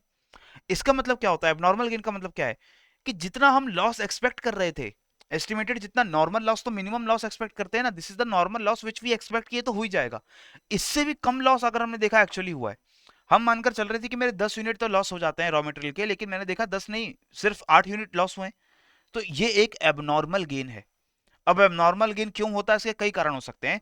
कि हो सकता है वर्कर ज्यादा एफिशिएंटली काम कर रहे थे, या हो सकता है कि कुछ प्रोसेस कंडीशन ज्यादा बेटर हो गई, नॉर्मल से ज्यादा बेटर कंडीशंस थी, या ऐसा भी हो सकता है कि जो एक्सपेक्टेड लॉस था वो किसी वजह से हुआ नहीं, वो इवेपोरेशन से होता था, लेकिन आपने इंसुलेशन इतना अच्छा कर रखा था कि इवेपोरेशन, एनी रीजन आपका हो सकता है एबनॉर्मल गेन आपका आ रहा है, right? So abnormal gain is equal to the normal loss minus the actual loss. Normal loss ज्यादा था, एक्चुअल लॉस कम है, उसको माइनस करो तो कितने यूनिट आपके एबनॉर्मल गेन है वो आप फाइंड आउट कर लोगे। And this value of the abnormal gain can again be find out in the same manner as the value of the abnormal loss. आप पहले नॉर्मल लॉस के बाद जो कॉस्ट होता है पर यूनिट का वो फाइंड आउट करते हो। उस कॉस्ट को फिर आप जितने यूनिट्स आपने गेन किए हैं, एक्स्ट्रा आपका लॉस जो कम लॉस हुआ था उससे मल्टीप्लाई करो, आपको वैल्यू ऑफ एबनॉर्मल गेन मिल जाएगी, राइट।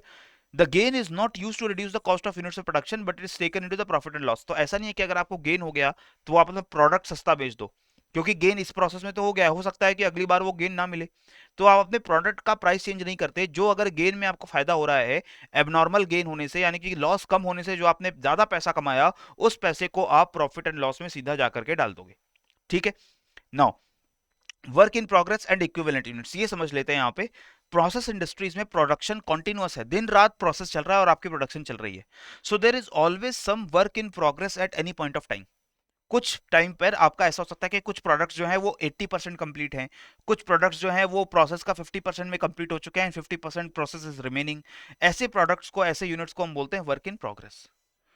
सो जब भी मैं कंपनी में जाता हूं ये फाइंड आउट करने के लिए कि कंपनी में या मेरी फैक्ट्री के अंदर कितना कॉस्ट लग रहा है किसी भी प्रोडक्ट को बनाने का, तो मैं हर किसी भी समय जाऊं तो मुझे कुछ ना कुछ ऐसे प्रोडक्ट जरूर मिलेंगे, कुछ ना कुछ यूनिट्स ऐसे जरूर मिलेंगे जो पार्शियली कंप्लीट हैं, जो वर्क इन प्रोग्रेस हैं। तो उनको मैं इक्विवेलेंट यूनिट्स के हिसाब से मेजर करता हूं।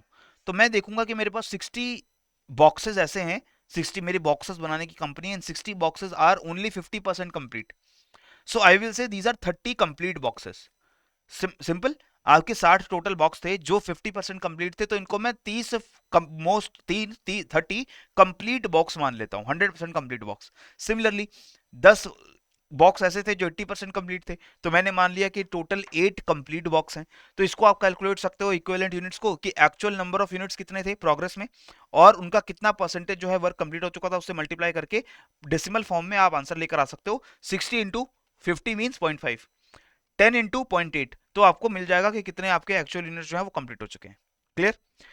इसके बाद जॉइंट प्रोडक्ट्स की अकाउंटिंग। जॉइंट प्रोडक्ट क्या होता है दोस्तों, कई इंडस्ट्रीज में हमने देखा, जैसे प्रोसेस, जहां पर प्रोसेस कॉस्टिंग को हम फॉलो करते हैं, प्रोडक्ट्स आर बीइंग मेड और produce simultaneously. More than one products are being made simultaneously and in ये पहले सेम प्रोसेस से जा रहे थे और उस प्रोसेस में एक जगह आएगा जहां के बाद इनको अलग अलग करके अलग अलग प्रोसेस में डाल देंगे, राइट। तो जो पॉइंट आता है जहां से ये सारे प्रोडक्ट्स अलग अलग हो जाते हैं उसको हम बोलते हैं स्प्लिट पॉइंट। तो जैसे ऑयल रिफाइनरी में यूजुअली क्या होगा, आप क्रूड ऑयल, एक ही रॉ मटेरियल ले रहे हैं, क्रूड ऑयल को आपने प्रोसेस में डाल दिया, उसको पहले रिफाइन किया और एक बेसिक रिफाइन करने के बाद आपने उस क्रूड ऑयल को, जो भी रिफाइन होके बना था, उसको आपने अलग अलग प्रोसेस में डाल दिया, पेट्रोल बनने के लिए, डीजल बनने के लिए, अलग प्रोडक्ट बनने के लिए। तो जो वो पॉइंट आया जहां तक आपने उसकी कॉमन प्रोसेसिंग की थी, वहां तक उसका स्प्लिट पॉइंट है। उसके बाद वो अलग अलग प्रोसेस के अंदर चले गए अलग प्रोडक्ट्स बनने के लिए। तो इसके लिए भी अकाउंटिंग करने का एक तरीका होता है। कैसे होता है, एग्जाम्पल से समझ लेते हैं, बहुत सिंपल सा एग्जाम्पल है। 60,000 litres, total 60,000 litres of raw material is being used, right. तो what is the total input unit? Input unit is 60,000, okay. It is used to produce 30,000 litres of petrol. Petrol कितना बनाना है total? 30,000। 20,000 litres of diesel, diesel कितना बनेगा? 20,000। And 10,000 litres of fuel, aviation fuel, right. For the purpose of simplicity it is assume that there is no process loss. कोई process loss हम यहां पर मानकर नहीं चल रहे हैं कि होता है, ठीक है। The cost of process up to the split point is ₹30 lakh. 30 lakh रुपए स्प्लिट पॉइंट तक लग रहे हैं, okay. After split point all the 3 products are processed further. The cost of processing petrol separately, processing petrol is 3 lakh, while the cost of processing diesel is 1 lakh, and cost of aviation fuel is 1,50,000. What is the cost allocation for each of the product? तो आप पहले देखिए, पहले हम क्या करेंगे, हमने देखा स्प्लिट पॉइंट से पहले 30 लाख रुपए का खर्चा लगता है, वो खर्चा इन तीनों पे लग रहा है, पेट्रोल पे भी, डीजल पे भी, एविएशन फ्यूल पे भी, क्योंकि अभी तक हमारा रॉ मटेरियल सेम है, same process is being used, right. So now this 30 lakh should be allocated to the 3 products. लेकिन आप देखिए इनकी क्वांटिटी अलग अलग है। जो टोटल 60,000 यूनिट्स थे मेरे पास, उसमें से 30,000 का पेट्रोल बनेगा, 20,000 का डीजल बनेगा और 10,000 का एविएशन फ्यूल बनेगा। तो ये जो 30 लाख का कॉस्ट है, ये भी 3:2:1 के रेशियो में डिवाइड नहीं होना चाहिए। जो टोटल कॉस्ट है, तो मैं यहां पर डीजल की, सॉरी पहले पेट्रोल की, डीजल की एंड एविएशन फ्यूल की कॉस्ट यहां पर आइडेंटिफाई मुझे करनी है। तो मैंने पहले कहा कि जो मेरा पेट्रोल है कॉमन प्रोसेसिंग में before the split point, it was using cost of 30 lakh multiplied by the ratio of 3:1, यानी कि मेरा जो 60,000 में से 30,000 का ही पेट्रोल बन रहा है, यानी कि आधा का पेट्रोल बन रहा है। सो 60 का 30 का पेट्रोल बन रहा है, तो इसका मतलब 30 लाख में से 15 लाख की कॉस्ट मेरी पेट्रोल में एलोकेट हो गई। सिमिलरली 60,000 लीटर्स क्रूड ऑयल में से सिर्फ 20,000 लीटर्स, 1/3 का डीजल बन रहा है, तो 30 लाख में से भी 1/3 का कॉस्ट डीजल पे जाएगा। 10,000 लीटर्स का 1/6 का एविएशन फ्यूल बन रहा है, तो एविएशन फ्यूल 30 लाख का 1/6 होगा 5 लाख। तो ये जो टोटल 30 लाख का हमारा कॉमन पॉइंट तक खर्चा हुआ था, वो कैसे डिवाइड हुआ? पेट्रोल में 15 लाख लगा, डीजल में 10 लाख लगा, एविएशन फ्यूल में 5 लाख लगा। इसके बाद separately costs are also there. After that petrol is process for 3 lakh, right? 1 lakh for aviation fuel, 1 lakh for diesel, sorry 1 lakh for diesel and 1.5 lakh for aviation fuel. Total cost कितनी आई? टोटल कॉस्ट आई 18 lakh, 11 lakh and 6.5 lakh, right? Now we have to find the cost allocation.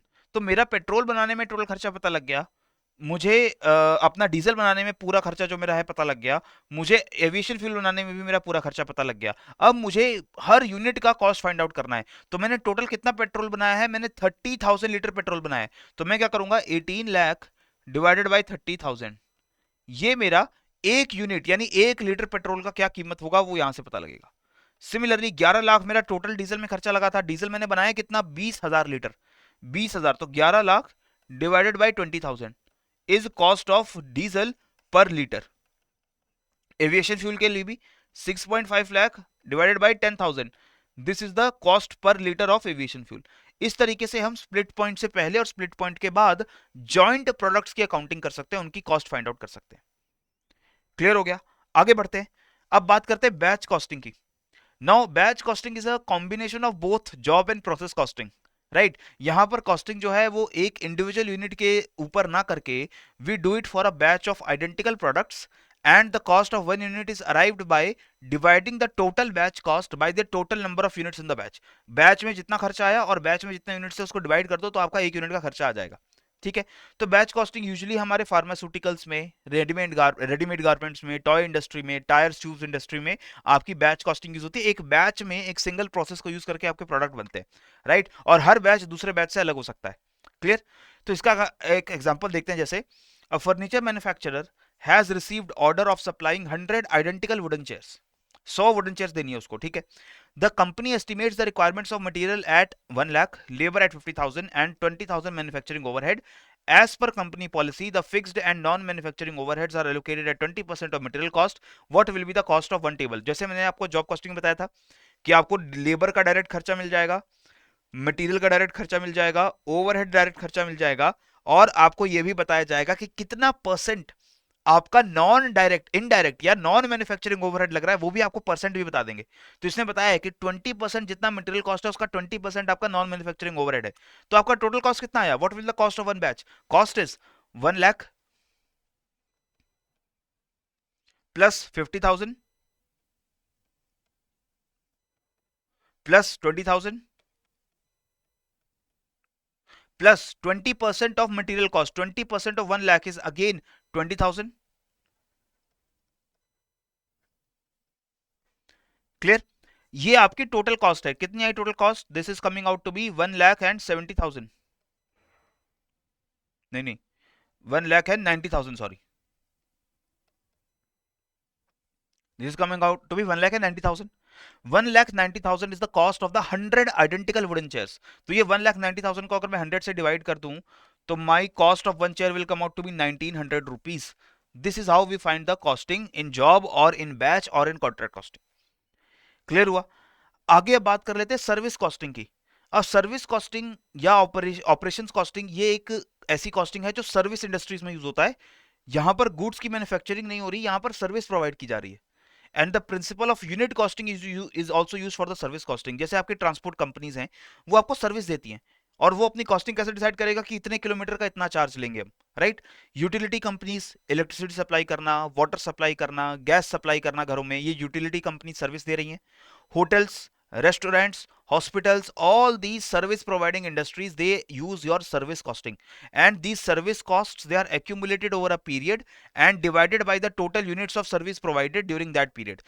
एक महीने में 100 units electricity का use किया, तो total 100 units का जितना खर्चा आया उसको हम लोग निकाल सकते हैं, right, to arrive at the cost of per unit of service. तो हमने बोला कि एक महीने में आप कितना खर्चा टोटल आता है, और उतने महीने में हम 100 यूनिट इलेक्ट्रिसिटी लोगों को प्रोवाइड करते हैं, तो एक यूनिट का कितना खर्चा हमें पड़ता है वो हम आइडेंटिफाई कर सकते हैं, right. So its features are that it is costing of services and not of goods.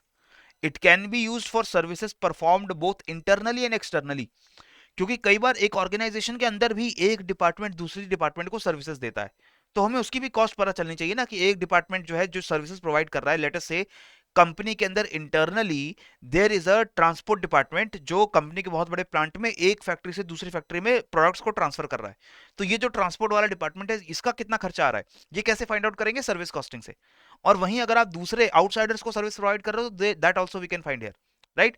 Now these cost they are accumulated over a period, because service की जो कॉस्ट है वो पीरियड के हिसाब से एक्यूमुलेट होती है। और हम एक यूनिट की कॉस्ट कैसे फाइंड आउट करेंगे, पूरे पीरियड में जितना कॉस्ट लगा divided by the total units of service provided in that particular period, ये हमारा cost of one unit of service आ जाएगा।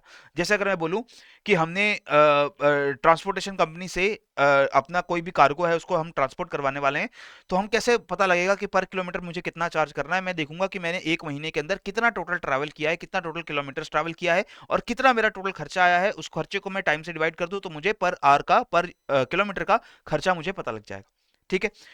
Similarly then comes your standard costing. Now in standard costing, this is a method where basically we make standards that we expect of the cost to be there using the normal industry practices.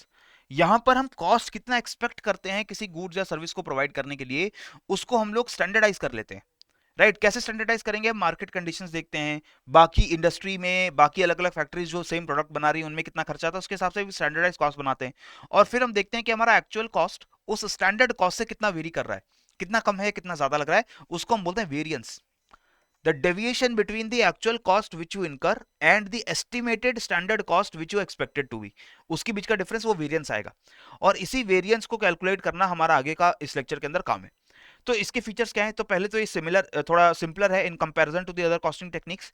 और इसमें comparison of actual cost with the estimated cost by calculating the variance, it enables to management to eliminate the sources of inefficiency, कि हम variance को identify कर लें कि किस department में, मटेरियल में मेरा ज्यादा वेरिएंस आ रहा है, लेबर में मेरा ज्यादा वेरिएंस आ रहा है, कहाँ मेरा खर्चा जो है वो स्टैंडर्ड कॉस्ट से बहुत ज्यादा है या बहुत कम है, तो मैं उसको वहां पर सही करने की कोशिश करूंगा, right?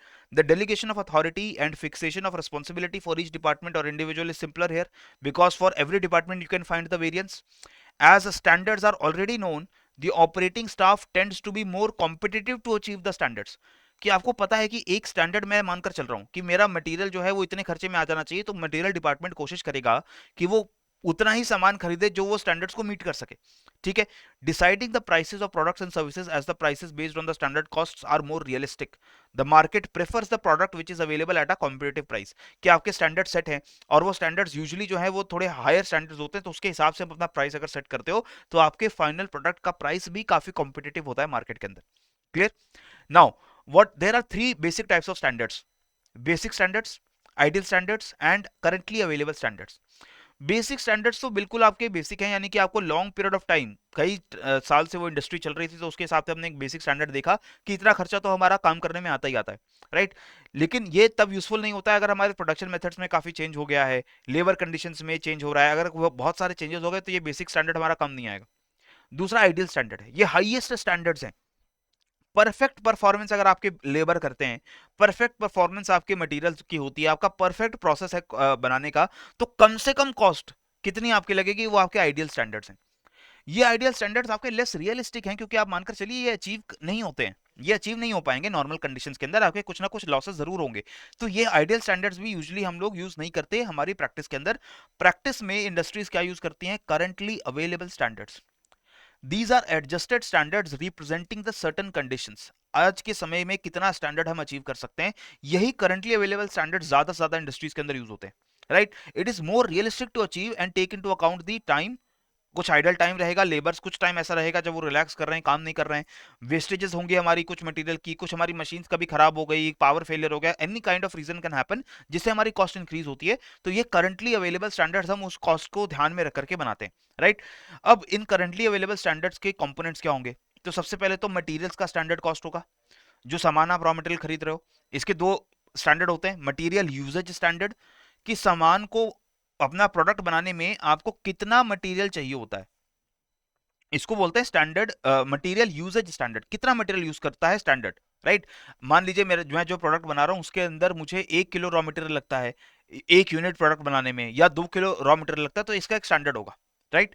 Based on the estimated unavoidable wastage, due allowance is made for normal wastage, कुछ वेस्टेज को ध्यान में रखकर हम बताते हैं कि इतना मटेरियल हमारा जो है सामान बनाने में लगता है। फिर आता है मटेरियल प्राइस स्टैंडर्ड, कि इस मटेरियल को प्रोक्योर करने में कितना खर्चा आता है। अगर मेरा रॉ मटेरियल है उसका मार्केट में क्या प्राइस होता है स्टैंडर्डाइज्ड, उसको हम लोग भी आइडेंटिफाई करते हैं। सो इसमें हम अलग अलग फैक्टर्स लेते हैं कि अगर हम बल्क परचेज करेंगे तो डिस्काउंट मिलेगा, राइट। पास्ट ट्रेंड क्या चलता है, सीजनली मेरा रॉ मटेरियल का प्राइस चेंज हो जाता है क्या, इन चीजों को ध्यान रख के हम मार्केट प्राइस का भी स्टैंडर्ड बनाते हैं। दो स्टैंडर्ड हो गए मटेरियल्स के, सामान बनाने में कितना मटेरियल लगता है और वो मटेरियल कितने प्राइस में आ जाता है, इसका एक स्टैंडर्ड बना देंगे, ठीक है। उसके बाद लेबर का स्टैंडर्ड कॉस्ट बना दो, लेबर को कितना टाइम लगता है एक यूनिट का प्रोडक्शन करने में, एक बॉटल, एक पेंसिल या एक मोबाइल बनाने में कितना टाइम लगता है लेबर को। इसमें हम सारी चीजें ध्यान रखते हैं, हम अलग अलग स्टैंडर्ड्स को यूज करते हैं कि कुछ आइडल टाइम होगा, कुछ में लंच ब्रेक होगी, सारी चीजें हम देखते हैं। इसके बाद लेबर रेट स्टैंडर्ड क्या है, घंटे के हिसाब से, टाइम के हिसाब से लेबर को कितना पे किया जाएगा, उसका भी एक स्टैंडर्डाइज रेट बनाएंगे कि हम 100 रुपीज पर आवर देंगे, 1000 रुपीज पर आवर देंगे, इसका एक स्टैंडर्ड रेट जो है वो भी इंडस्ट्रीज के अंदर चल रहा होता है। तो ये भी दो स्टैंडर्ड हो गए, लेबर कितने टाइम में एक प्रोडक्ट बना लेगा और उसको एक घंटे का कितना टाइम, कितना पैसा जो है हम वो देंगे। ये दो स्टैंडर्ड हो गए लेबर कॉस्ट के, राइट। उसके बाद ओवरहेड कॉस्ट के भी स्टैंडर्ड्स बनते हैं। दे दिस ओवरहेड कॉस्ट, ये फिक्स्ड भी हो सकते हैं, वेरिएबल भी हो सकते हैं, तो इसमें भी हम एक स्टैंडर्ड बना सकते हैं कि इतना स्टैंडर्ड ओवरहेड कॉस्ट जो है वो हमारा लगता ही है अगर हम अपना प्रोडक्ट बनाते हैं तो, राइट। देन अदर कुछ कॉस्ट अगर आ गई तो उसके भी हम स्टैंडर्ड्स बना सकते हैं, जैसे एडमिनिस्ट्रेटिव कॉस्ट है, सेलिंग डिस्ट्रीब्यूशन की कॉस्ट है, मार्केटिंग की कॉस्ट है। तो ये सारी जो कॉस्ट है इसका भी आप स्टैंडर्ड बना सकते हो मार्केट डेटा को, मार्केट ट्रेंड्स को देख करके, ठीक है। फिर इस ये सारी स्टैंडर्डाइजेशन करने के बाद आप फिर अपना प्रॉफिट एंड लॉस का, प्रॉफिट एंड सेल का बजट बनाते हो कि ठीक है मेरा स्टैंडर्डाइज्ड मटेरियल का इतना कॉस्ट आएगा, मेरा लेबर का इतना कॉस्ट आएगा, ओवरहेड का इतना कॉस्ट आएगा, बाकी खर्चे जो है मार्केटिंग वगैरह के उसका कॉस्ट इतना आएगा, और ये सारे कॉस्ट मिला करके मुझे अगर प्रॉफिट कमाना है तो मुझे कितनी प्रोडक्शन करनी पड़ेगी, कितनी सेल्स करनी पड़ेगी, वो चीज मैं यहाँ पर फाइंड आउट करता हूँ, ठीक है। तो मैंने अगर फाइंड आउट कर लिया कि ठीक है मटेरियल का कॉस्ट 1 लाख, लेबर का कॉस्ट 2 लाख, 3 लाख जो है वो हमारा ओवरहेड कॉस्ट आ गया, तो 3 + 2 + 1 6 लाख का हमारा टोटल कॉस्ट है। और इस 6 लाख के कॉस्ट को रिकवर करने के लिए मुझे कितने प्रोडक्ट बेचने पड़ेंगे और एक प्रोडक्ट का कितना प्राइस मुझे रखना पड़ेगा, ये चीज हमारे बजट में डिसाइड होती है। क्लियर हो गया। अब वेरिएंस एनालिसिस, इसके ऊपर आपको न्यूमेरिकल्स आते हैं एग्जाम में, very easy solvable numericals. Variance analysis में हमने अभी देखा वेरिएंस क्या है, variance is the difference between the actual cost and the cost which you standardized. आपने एक स्टैंडर्ड कॉस्ट देखी थी कि इतना कॉस्ट मेरा स्टैंडर्ड लग जाता है, लेकिन एक्चुअल कॉस्ट उससे अलग निकल कर आता है अगर, तो ये जो वेरिएशन है इसको हम बोलते हैं वेरिएंस। और इसके एनालिसिस कैसे करते हैं यही चीज हम अब सीखने वाले हैं। सो this is the process of ascertaining the amount of variance and identifying the cause of the variance, कि वेरिएंस हुआ क्यों। तो जैसे अगर मैं बात करूं, तीन तरीके के कॉस्ट हम देखें, material cost, labour cost, overhead cost. और इसी तरीके की वेरिएंस होंगी, अगर मटेरियल कॉस्ट चेंज हो रहा है तो material cost variance, labour cost में labour cost variance and overhead cost में ओवरहेड कॉस्ट वेरिएंस। अब सबसे पहले मटेरियल कॉस्ट वेरिएंस की बात करते हैं। इसमें पहले मटेरियल प्राइस वेरिएंस होगा। हमने मटेरियल प्राइस स्टैंडर्ड देखा था कि मटेरियल का 1 kg लाने में, रॉ मटेरियल का 1 kg खरीदने में कितना खर्चा मेरा स्टैंडर्डाइज लगता है, हमने देखा था, बना सकते हैं। लेकिन अगर वो खर्चा चेंज हो जाए तो हम उसे बोलेंगे मटेरियल प्राइस वेरिएंस। जैसे फॉर एग्जांपल इन्फ्लेशन हो गई, महंगाई बढ़ गई है, तो मैंने जो स्टैंडर्ड सोचा था उससे ज्यादा दाम में मिल रहा है सामान, right. Non purchasing from cost effective sources, कुछ सप्लायर्स हैं जो सस्ते में दाम दे देते हैं, उसके हिसाब से मैंने स्टैंडर्ड कॉस्ट लगाई थी, लेकिन मैं महंगी जगहों से जाकर के खरीद रहा हूँ तो मेरा कॉस्ट अगेन चेंज हो जाएगा। मैं डिस्काउंट जो है वो नहीं अवेल कर रहा, मैं बल्क परचेजेस नहीं कर रहा हूँ तो इससे मुझे डिस्काउंट नहीं मिल रहा, तो इससे मेरा जो है प्राइस बढ़ जाएगा। शॉर्ट नोटिस पे इमरजेंसी खरीदना पड़ रहा है मुझे, मुझे सही टाइम पे नहीं पता चला कि मेरा रॉ मटेरियल मुझे प्रोक्योर करना है और मुझे इमरजेंसी शॉर्ट नोटिस के ऊपर मुझे चाहिए सामान, तो भी मुझे वो महंगा मिलेगा ऑब्वियसली। ये सारे जो वेरिएंसेस हैं ये तो नेगेटिव वेरिएंसेस हैं, यानी कि इससे आपका जो वेरिएंस है वो आपकी एक्चुअल स्टैंडर्डाइज कॉस्ट से ज्यादा कॉस्ट आपको लग रही है। लेकिन कुछ केसेस में फेवरेबल वेरिएंस भी हो सकती है, फेवरेबल वेरिएंस मतलब कि आपने जो स्टैंडर्ड सोचा था उससे कम दाम में आपको सामान मिल गया, लेकिन यहाँ पर ऐसा ना हो कि आप इंफीरियर क्वालिटी का सामान ले आए कम दाम के अंदर। तो this is also possible, we do not want inferior quality material, we want good quality material at the standardize cost, right. Then material usage variance can also be there, because हमने देखा कि हमने ये भी एक स्टैंडर्ड डिसाइड किया था कि यूनिट को बनाने में, फाइनल प्रोडक्ट को बनाने में कितना मटेरियल लगता है उसका स्टैंडर्ड बना लेते हैं। लेकिन कई बार हमें ज्यादा मटेरियल लग सकता है, कई बार कम मटेरियल में भी सामान बन सकता है। सो फॉर एग्जांपल अगर मटेरियल हमारे पास जो रॉ मटेरियल है वो इंफीरियर क्वालिटी का है तो हमें ज्यादा मटेरियल यूज करना पड़ेगा to make our final product, this will lead to increase in cost. Similarly हो सकता है कि आपका रॉ मटेरियल चोरी हो रहा है, कहीं से लीक आउट हो रहा है, उसकी वजह से आपका जो है ज्यादा मटेरियल लग रहा है कि आपको यूज करना पड़ेगा अपना प्रोडक्ट बनाने के लिए। increased wastage due to careless handling by the workers, not following the standard production procedure, changes in quality of the finished goods compared to what envisaged earlier। इसका मतलब है कि हमने पहले जो सोचा था कि हमारा फिनिश प्रोडक्ट इस क्वालिटी का होगा, हमने बाद में उसकी क्वालिटी और अच्छी बनाने की कोशिश करी और उसमें हमारा ज्यादा मटेरियल यूज होगा, तो अगेन हमारा मटेरियल यूजेज वेरिएंस ज्यादा आएगी। ठीक है, तो ये दो स्टैंडर्ड देखे थे ना हमने, कितना मटेरियल लगता है अपने प्रोडक्ट को बनाने में और वो मटेरियल कितने पैसे में आता है। अब इन दोनों में अगर चेंज होता है तो इसको मटेरियल प्राइस वेरिएंस या मटेरियल यूजेज वेरिएंस हम बोल सकते हैं। Next comes your labour cost variance. Labour cost variance में भी दो चीजें एक ही थी, लेबर को घंटे का कितना रेट देंगे, टाइम के हिसाब से कितना रेट देंगे और उसको कितना टाइम लगता है प्रोजेक्ट को बनाने में। तो अगर टाइम वेरिएंस कैसे होगा, पहले तो लेबर रेट वेरिएंस हो सकता है, जैसे कि हम जो लेबर को एक्चुअल रेट दे रहे हैं वो कम या ज्यादा हो सकता है स्टैंडर्डाइज रेट से। हो सकता है कि हमारा नया एग्रीमेंट हो गया हो लेबर यूनियन से, हमने प्राइस बढ़ाने का फैसला कर लिया हो, या फिर हो सकता है कि स्किल्ड और अनस्किल्ड लेबर्स की जो प्राइसिंग है उसके बीच में हमारी कोई हमसे कोई गड़बड़ हो गई हो और इस वजह से हमें ज्यादा पैसे या कम पैसे अब लेबर को देने पड़ रहे हैं। Similarly labour time variance can also be there, इसको लेबर एफिशिएंसी भी कहते हैं कि लेबर को कितना समय लगता है प्रोडक्ट को बनाने में, राइट। तो इसके कॉजेस क्या हो सकते हैं, जैसे कि अगेन हम स्टैंडर्ड प्रोडक्शन टेक्निक्स फॉलो नहीं कर रहे, लेबर्स के ऊपर सुपरविजन अच्छा नहीं है, वर्किंग कंडीशंस ठीक नहीं है, जो स्किल लेवल है वर्कर्स का वो उतना अच्छा नहीं है जितना हमने सोचा था, वो उनको ज़्यादा समय लग रहा है इसलिए बनाने में। हो सकता है कि जो प्रोडक्शन प्रोसेस है वो चेंज हो गया है, नए टूल्स आ गए हैं, नई मशीन्स आ गई हैं और प्रोडक्ट जल्दी बन रहा है। तो any reason can be there जिसकी वजह से हमारा जो स्टैंडर्डाइज टाइम था उससे अलग टाइम लग सकता है प्रोडक्ट को बनाने में। ठीक है, इसको मतलब लेबर टाइम वेरियंस। फिर आती है ओवरहेड कॉस्ट वेरिएंस, जिसमें सबसे पहले होगा वेरिएबल ओवरहेड वेरिएंस। इसका मतलब है कि actual overhead cost and the overhead cost which was standardized, इसको डिफरेंस हम फाइंड आउट करेंगे। सबसे पहले वेरिएबल ओवरहेड एक्सपेंडिचर वेरिएंस, इसका मतलब है कि एक्चुअल वेरिएबल ओवरहेड एक्सपेंडिचर मेरा पर घंटे पर आवर के हिसाब से कितना हुआ है और स्टैंडर्डाइज मैंने कितना सोचा था ओवरहेड एक्सपेंडिचर होगा, उसका डिफरेंस जो है वो मेरा वेरिएबल ओवरहेड एक्सपेंडिचर वेरिएंस है। फिर आता है वेरिएबल ओवरहेड वॉल्यूम और efficiency variance, due to the actual variable overhead hours being more than the budgeted variable hours while the expenditure per hour is as per the budget estimates। तो मैंने क्या बोला कि मेरा प्रोडक्ट, मैंने सोचा था कि प्रोडक्ट को बनने में 20 घंटे लगेंगे और उस 20 घंटों में मेरा ओवरहेड कॉस्ट जो है वो ओवरहेड कॉस्ट मेरा इतना आएगा, एक घंटे में इतना आएगा, तो 20 घंटों में मेरा टोटल कॉस्ट इतना आएगा।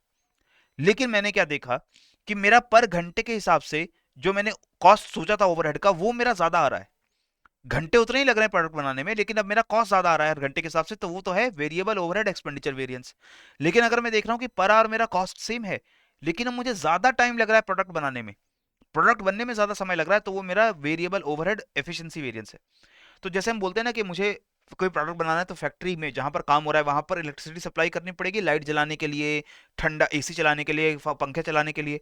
तो अगर मेरा प्रोडक्ट ज्यादा समय में बनेगा, जितना मैंने सोचा था उससे ज्यादा समय में बन रहा है, तो ऑब्वियसली मेरी वेरिएबल कॉस्ट ज्यादा आएगी। पहले मैंने सोचा था 10 घंटे में प्रोडक्ट बन जाएगा, लेकिन अब प्रोडक्ट 20 घंटे में बन रहा है, तो पहले मैंने 10 घंटे का कॉस्ट, 10 घंटे लाइट चलेगी, 10 घंटे फैन चलेंगे, लेकिन अब वो 20 घंटे चलेंगे तो खर्चा ज्यादा आएगा। क्लियर? तो ये तो वेरिएबल ओवरहेड हो गया। उसके बाद फिक्स्ड ओवरहेड वेरिएंस भी होती है। फिक्स्ड ओवरहेड का मतलब क्या है, ये वो ओवरहेड कॉस्ट है विच इज बेसिकली फिक्स्ड, वो चेंज नहीं होती आपके प्रोडक्ट की यूनिट्स के हिसाब से, कि आप ज्यादा प्रोडक्ट बना रहे हो कम प्रोडक्ट बना रहे हो उससे वो चेंज नहीं होगा, वो फिक्स्ड रहता है। लेकिन इसके अंदर वेरिएंस कैसे आ जाएगी, because the overall variance figure may not be very useful as increase in one area may be nullified by decrease in another area, कि एक एरिया में ओवरहेड एक्सपीरियंस ज्यादा हो रहा है, दूसरे एरिया में ओवरहेड एक्सपीरियंस कम हो रहा है। जैसे कि प्राइस इंक्रीज हो रहे हैं, सुपरवाइजर्स की सैलरी में चेंज हो गया, सेल्समैन की सैलरी में चेंज हो गया, ये वो खर्चे हैं जिनका प्रोडक्शन से कोई लेना देना नहीं है, लेकिन स्टिल इसमें आपके चेंजेस हो सकते हैं। गवर्नमेंट ने कोई नया टैक्स लगा दिया, आपने सोचा था कि मैं एक नया सेल्स ऑफिस खोलूंगा, मैं नया शोरूम खोलूंगा, उसमें मेरा कुछ खर्चा लगेगा, और उस खर्चे को मैं फिक्स खर्चा मानकर चल रहा था, लेकिन गवर्नमेंट ने एक नया रूल बना दिया कि जब आप खोलेंगे कोई नया ऑफिस तो आपको ये एडिशनल टैक्स देना पड़ेगा। तो ये एक एग्जाम्पल है कि आपके ये खर्चे भी जो है वो चेंज हो सकते हैं। ठीक है, तो अब ये जो वेरियंसेस हैं इनको रिकॉर्ड कैसे करते हैं, इनको कैलकुलेट कैसे करते हैं, वो चीज फाइंड आउट कर लेते हैं। So there is no uniform system basically first of all to calculate these records. कोई यूनिफॉर्म सिस्टम नहीं है, अलग अलग कंपनी अपना अपना सिस्टम यूज करती हैं।